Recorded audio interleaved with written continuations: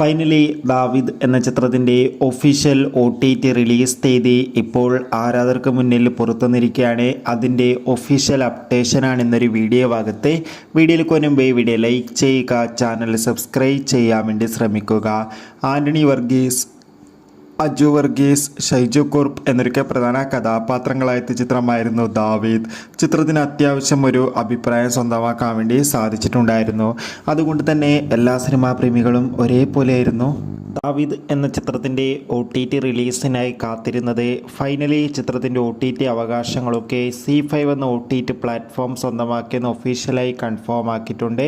ഇപ്പോഴിതാ ദാവീദ് എന്ന ചിത്രം ഈ വരുന്ന ഏപ്രിൽ മാസം 18-ാം തീയതി മുതൽ C5 എന്ന OTT പ്ലാറ്റ്ഫോമിലൂടെ OTT റിലീസ് ചെയ്യുമെന്ന് ഒഫീഷ്യലായി കൺഫേം ആക്കിയിട്ടുണ്ട്.